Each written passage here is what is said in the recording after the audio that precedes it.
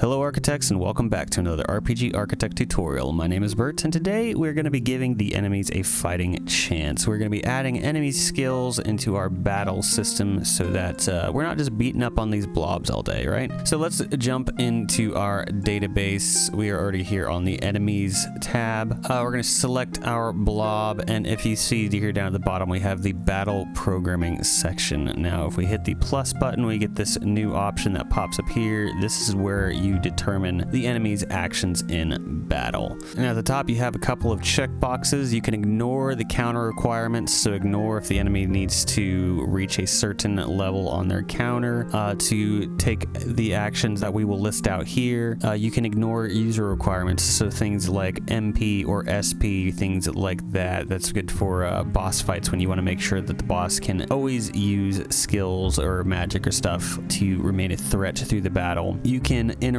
the battle, so if you want the defined actions to interrupt, just to jump right in there and take place at any time. And if you have selected that, then you get these other two options here. If it prevents the battle phase from updating, or if it prevents further interruptions, you can set those as well. Those are for more advanced setups in your battle system. We're going to keep things pretty basic today, but just going over those. I'm also going to check ignore counter requirement for right now. It is checked by default. But below that you can set conditions. You actually do need to have a condition set in order for this to take place. So the bare minimum I'd say have always set, and then we will go through the actions set up there. But whatever condition you set up, you have the options here of any conditions met or all conditions met. So if you have multiple conditions, like an enemy formation status effect is on, and a global switch is something, and a party status effect is something, then you can set all these conditions need to be met in order for this stuff here to take place, right? So we will simplify this a bit, but the options you have for the conditions are pretty straightforward. We have always, that's I don't think I need to explain that. As said before, enemy formation status effect. So if you have so if the enemy is silenced, for instance, and you want them to cast an Asuna or remedy or something, whatever, on themselves, take their silence status effect off, you can do that. You can set things to global switches and variables as per usual. You can have actions take place based upon the enemy's statistic. It says my, but I believe it is based on the user here, the my being the blob, right? Same thing for status effect. So if you want something to happen when the enemy gets below 50 HP, then you can set that up here. Or again, if there's a status effect active or not active, you can set that and then have the actions take place. And you can also have something based upon your party's status effect. So I'm thinking something like Vanish X Zoned from Final Fantasy VI. You know, if everybody has the Vanish status effect on, you can then use the X Zone skill and just end the battle. Stuff like that, right? Okay. And then you can also set a random chance occurrence here. So let's set up always, because I'm going to use a certain action here. When you right click in the action field, you have a bunch of other options pop as well. So you can add an enemy, like I was saying before, if say the blob's HP falls below 30%, you could set that as a condition, and then if that happens, add an enemy. We've all fought battles like that, and it is very annoying. It can be very annoying, but it can also be a great way to farm EXP, right? So you could set something up like that. You could alter your statistic, you could alter status effects, you can tweak the battle log, so something, you know, like blob is charging, and then do like a wait, and then actually use a skill, something along those lines. You can really just customize, tweak this sequence how you like. We will be using a battle table here. I'll show that in just a second, but I'll go through the other options here. You can clear the battle log. You can do nothing. That's always an option. Just do nothing, bro.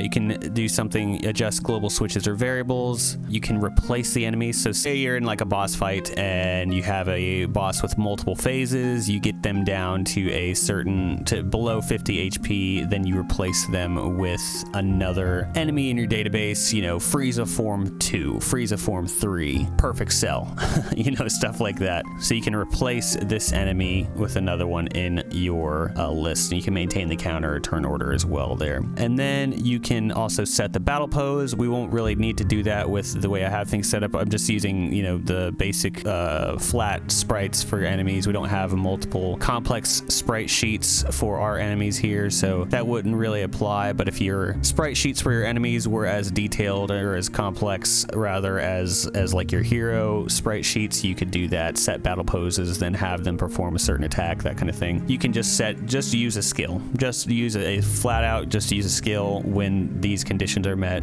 That is a very straightforward way of doing it, or you can just have a wait command if need be. We will be using the battle table, and I'm mainly using this to show you, to give a couple options here. So once we set the battle table up, you have a couple options here. We have the little plus button, we have an evaluation method, and we have a failure chance. So evaluation method is how the engine kind of calculates what it's going to do here. So singular means that if it figures out the total of all of the options listed here. So if you had 3 actions with the chances of 10, 20, and 30, the total would be 60.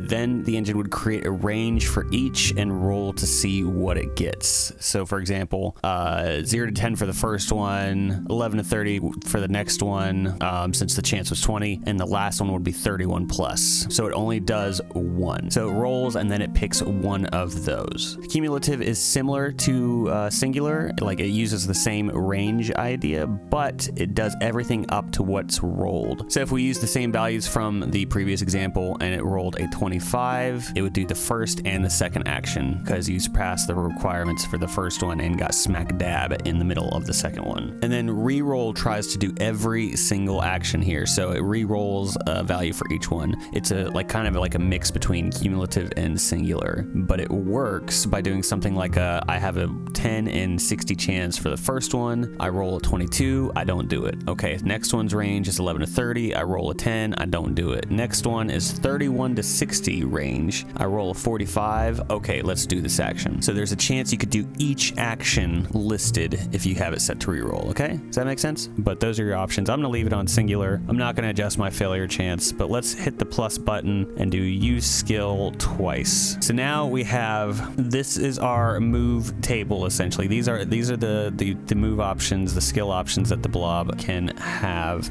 So we can set attack and fire, for instance, right? And we have the chance here, and then we also have like a rank value. So I'm guessing like a strength of it. We'll keep our chance at 10 for both of these. So it's like it's either going to be a fire attack, or a base physical attack or a fire attack. And you can choose if you want this to be based on a rank value or a global variable. We will keep it just nice and simple for right now.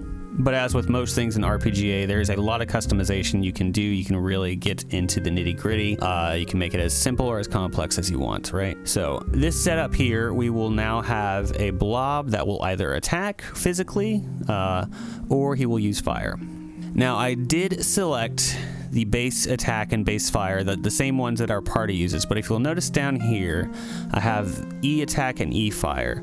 We're actually going to use these. These are separate skills that I set up for our enemies. Now, you can customize your system how you want. If you'd prefer to use the same skill for your heroes and your enemies, if you just want them to use the same base attack skill, you can do that. However, there's a couple reasons why you may want to separate them. So for instance, my attack skill, I like to have the use scope set to anyone. That way, if an ally, a party member is like confused, you can target them and maybe knock them out of the confusion, right? Or if they're frozen, maybe you can target them with fire and defrost them. You know, I always like when games do that kind of thing, right? But if you have your enemy attack and enemy fire set to anyone, then your blobs might end up attacking and casting fire on their own, and that doesn't like translate as well to me. That doesn't work as well. So for this, I have the enemy attack set use scope just set to enemy. So the blob's enemy is their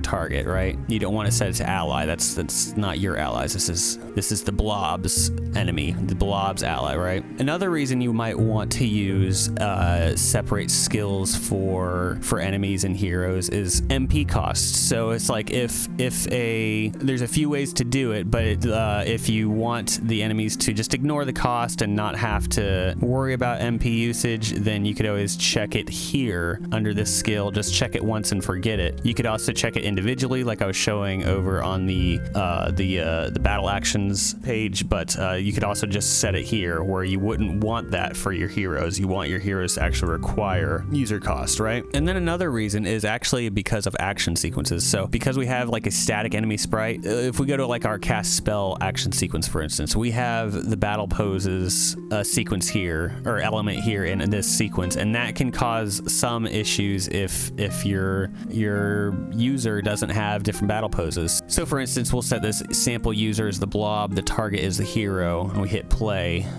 He goes forward, he targets, and now see he's flashing because it's kind of like looking for a battle pose.